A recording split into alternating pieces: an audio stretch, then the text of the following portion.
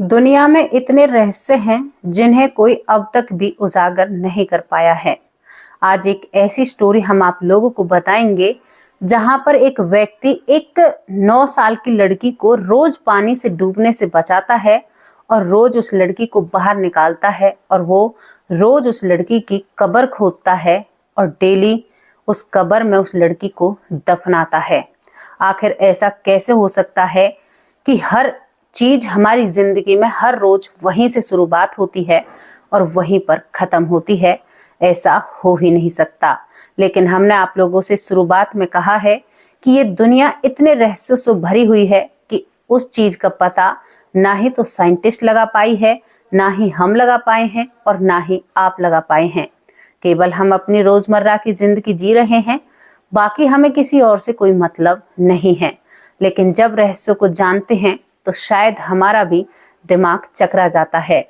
आप भी कहीं ना कहीं कंफ्यूज हो जाते होंगे कि ऐसा कैसे हो सकता है। सोचकर देखिए, हर रोज एक लड़की की अपने सामने मृत्यु होनी और मृत्यु होने के बाद हर रोज एक 9 साल की बच्ची को जमीन में दफनाना, ये एक कलेजे वाला इंसान ही कर सकता है। कहाँ से शुरू होती है और क्यों शुरू होती है और आखिरकार ऐसा क्यों होता है? इस क्यों का जवाब तो शायद आज तक किसी को नहीं मिला है, लेकिन इस वीडियो में हम आप लोगों को इस क्यों का जवाब देना शायद दे सकते हैं या आपको मिल सकता है। तो शुरुआत होती है मेक्सिको से। मेक्सिको से करीबन 19 मील दूर एक आइलैंड है और इस आइलैंड का नाम है ला इस्ला। ला इस्ला बहुत कठिन नाम है। ये आइलैंड बिल्कुल वीरान है, इस पर कोई भी नहीं रहता है। फिलहाल ये घूमने की जगह बनी हुई है। अब आपको बहुत पीछे लेकर चलते हैं कि कहां से शुरुआत हुई उस व्यक्ति की। हम आपको बात बताते हैं जिस व्यक्ति ने इस आइलैंड के बारे में बहुत सारे राज खोले थे और मीडिया और पेपरों में ये खबर छपी थी। उस व्यक्ति का क्या नाम होता है और उस व्यक्ति ने क्या किया था, क्या नहीं किया, ये सब कुछ आपको बताएंगे और बहुत रहस्यमयी कहानी है।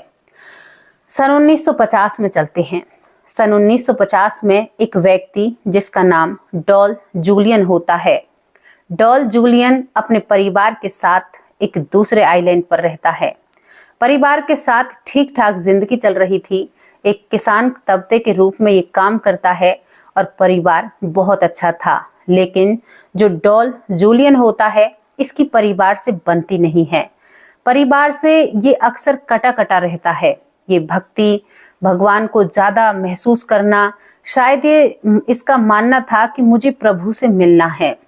अब इसी बीच में घर में इन सारी चीजों को लेकर घर में लड़ाइयां शुरू हो जाती हैं। जब लड़ाई शुरू होती हैं तो जो डॉल जूनियन होता है वो अपना घर छोड़ने का फैसला करता है।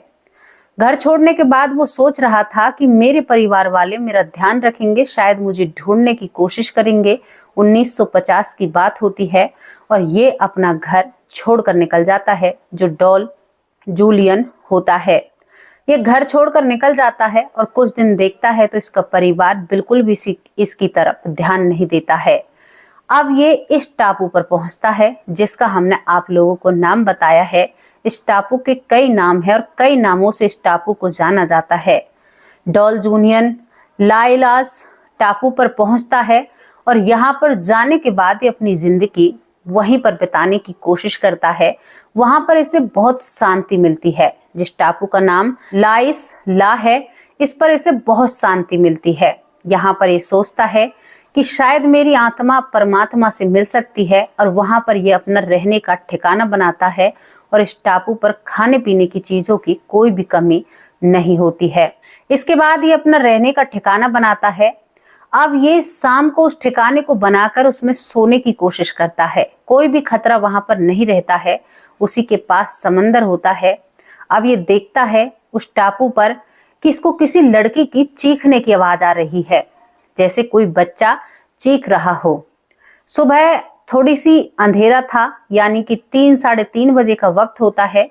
ये जहां पर विश्राम कर रहा था वहां से उठकर उस जगह पर जाने की कोशिश करता है जहां से आवाज आ रही थी और ये उस आवाज का पीछा करता है।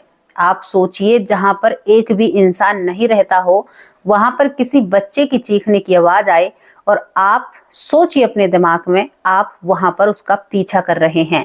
शायद हम और आप तो वहां पर जाने की सोचेंगे भी नहीं।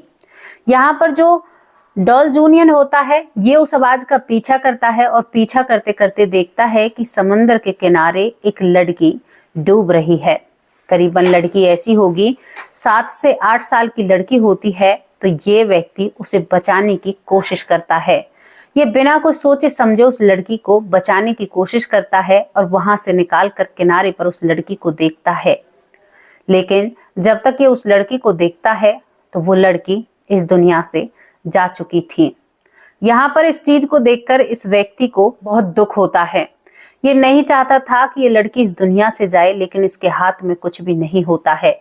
इसके बाद ये व्यक्ति एक गड्ढा खोदता है। बहुत वक्त तक इंतजार करता है कि शायद इसे होश आए। कई कोशिश करता है, उसे उसके सीने को दबाता है, उसे बिठाने की कोशिश करता है। ये यहाँ तक भी सोचता है कि ये लड़की यहाँ पर कहाँ से आई। ये कुछ भी समझ नहीं पाता है और उसके बाद ये एक गड्ढा खोदता है और उस गड्ढे में बड़े सम्मान पूर्वक इस 7 से 8 साल की लड़की को दफना देता है और इसके सामने प्रार्थना करने लगता है कि प्रभु, जैसा भी हूँ तुम्हारे सामने हूँ, जो कुछ है वो भी तुम्हारे सामने है, इसमें मेरी कोई गलती नहीं है। इन सभी बातों को शाम हो जाती है। शाम होते वक्त दोबारा से जो ये डॉल जूनियन है, ये उसी जगह पर जाता है जहां पर इसको ये लड़की मिलती है। जब ये वहां पर जाता है तो इसे वहां पर एक गुड़िया मिलती है। उस गुड़िया को ये उठाने के बाद सोचता है कि ये इस लड़की की गुड़िया थी। शायद इसी के चक्कर में इसके साथ ऐसा हुआ है और ये बिना कुछ सोचे समझे जहां पर इस लड़की की इसने कब्र खोदी थी, वहीं उसी पेड़ से उस गुड़िया को टांग देता है। सन 1950 की बात होती है। अब इसके बाद ये अपनी उस जगह पर पहुंच जाता है, कुछ फल तोड़ता है और फल तोड़ने के बाद खाने लगता है। आपको स्टोरी एक फिल्म की तरह लग रही होगी, क्योंकि इस स्टोरी पर, इस घटना पर एक फिल्म भी बनी थी। अब यहाँ पर क्या होता है, दूसरे दिन फिर इसको यही आवाज सुनाई देती है। अब ये फिर वहीं पर जाता है और वहां पर वही लड़की इसी तरह इसको उसी हालत में मिलती है। ये हैरान हो जाता है, डरा सा होता है, लेकिन ये ईश्वर को बहुत मानता था। ईश्वर का नाम लेता है और फिर उसी तरह उस लड़की को निकालता है और वो लड़की मृत पाई जाती है। फिर उसी तरह इसकी कब्र खोदता है और उस लड़की को वहीं पर दफनाता है और फिर इसको एक गुड़िया नजर आती है। ये बहुत हैरान और परेशान करने वाली बात थी। आप सोचकर देखिए, आपके साथ ऐसा हो तो शायद आप उस टापू को क्या, उस देश को ही छोड़ने की तैयारी कर सकते हैं। यहाँ पर ये जो डॉल जूनियन है, ये बताते हैं, इन्होंने बाकायदा कई लोगों को लिखवाया है, बताया है, कई लोगों की किताबों में अपना इंटरव्यू दिया है, तभी हम इन बातों को बोल रहे हैं। 1950 से 1990 तक यही सिलसिला चलता है। जो डॉल जूनियन होता है, हर रोज एक लड़की जो 7 से 8 साल की होती है उसको अंतिम विदाई देता है और उसकी जो गुड़िया मिलती है उसे पेड़ पर टांगता है। कहते हैं हजारों क्या लाखों गुड़िया वहां पर हर पेड़ से टकी हुई है। हर रोज एक अलग तरह की गुड़िया मिला करती और ये सब कुछ इस टापू पर चल रहा था। लेकिन यहाँ पर डॉल जूनियल अपनी प्रे भी करता है, ईश्वर को याद करता है और उसे इन बातों से कोई भी फर्क नहीं पड़ रहा था। केवल वो उस लड़की को शांति देना चाहता था। उसका दिल इतना रहम भरा होता है, उसे बच्चों से बहुत प्यार होता है। ये सिलसिला करते करते अब यहाँ पर सन आता है 1990। 1990 तक इस टापू के हर पेड़ पर एक गुड़िया लटकी हुई दिखाई देती है, क्योंकि ये कोई हफ्ते की बात नहीं थी। हर रोज एक व्यक्ति के साथ ऐसा ही होता है। 1990 में एक प्रोड्यूसर यानी कि एक फिल्म बनाने वाला इस टापू की खोज करता है और इस पर अपनी एक फिल्म बनाना चाहता है।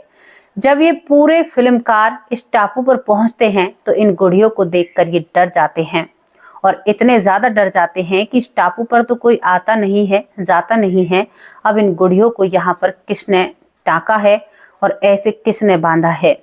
ये जब इस पूरे टापू को देखते हैं तो वहां पर इसे एक व्यक्ति नजर आता है जिसका नाम डॉल जूनियल होता है।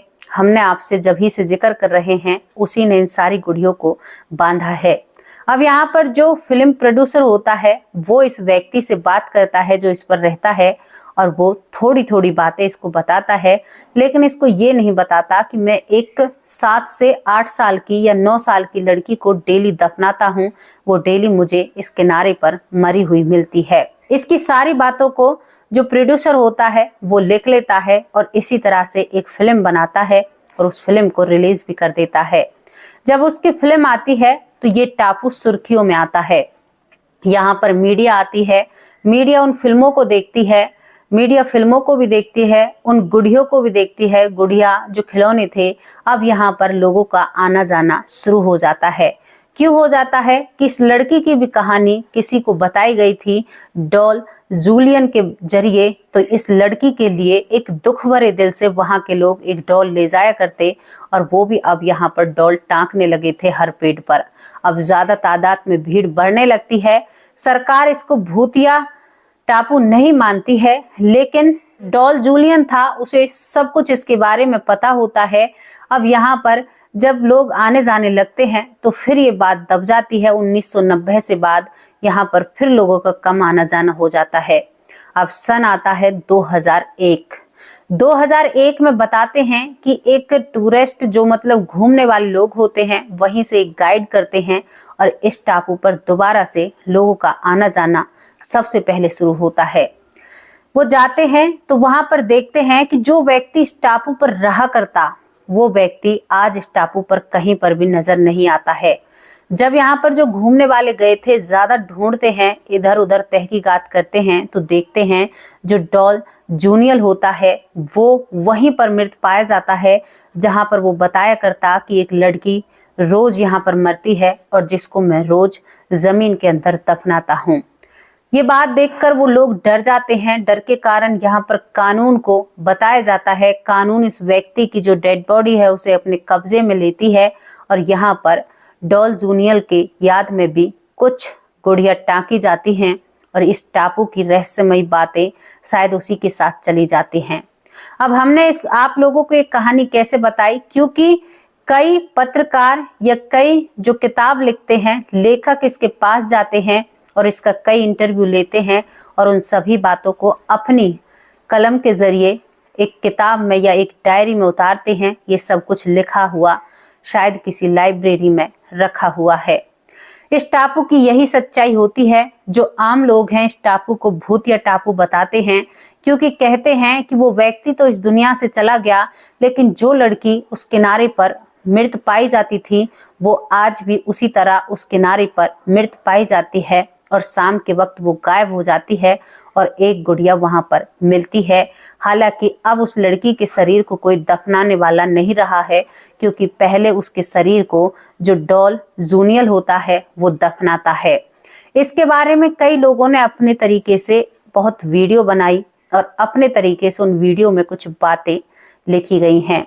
अमेरिका सरकार, जो मेक्सिको की सरकार है, ये बिल्कुल नहीं मानती है कि ये एक भूतिया टापू है। यहाँ पर टूरिस्ट आते हैं जाते हैं, लेकिन सभी को सख्त हिदायत दी गई है, वार्निंग दी गई है कि आप शाम के वक्त इस टापू पर नहीं रुक सकते, क्योंकि उस लड़की के रोने की और चीखने की आवाज सुनाई देती है। कहने वाले तो यहाँ तक भी कहते हैं कि कुछ लोग चोरी छुपे इस पर रात को रुके भी हैं, तो वो बताते हैं कि जितनी भी गुड़िया उन पेड़ों पर टकी हुई हैं सभी एक दूसरे से बातें करती हैं और एक दूसरे का हालचाल पूछती हैं। जब ये हंसती हैं तो आप अपने कानों को भी नहीं खुले रख सकते, कानों को बंद करना पड़ेगा, वरना आपके कानों से खून भी आ सकता है। ये जितनी बातें मैं आप लोगों को बता रही हूँ पूरी बातें सत्यता पर रखी गई हैं। ये ऐसा टापू है, ये ऐसी जगह है जहाँ पर लोग घूमते तो हैं, लेकिन बाकायदा वहाँ पर एक बोर्ड लगा हुआ है, उस पर लिखा हुआ है बड़े शब्दों में कि आप रात के वक्त यहाँ पर नहीं रुक सकते।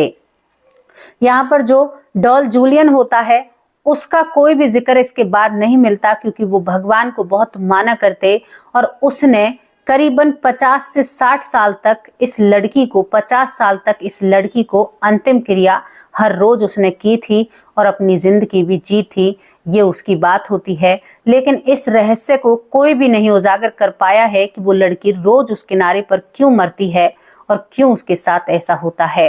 क्या आप लोगों को पता है?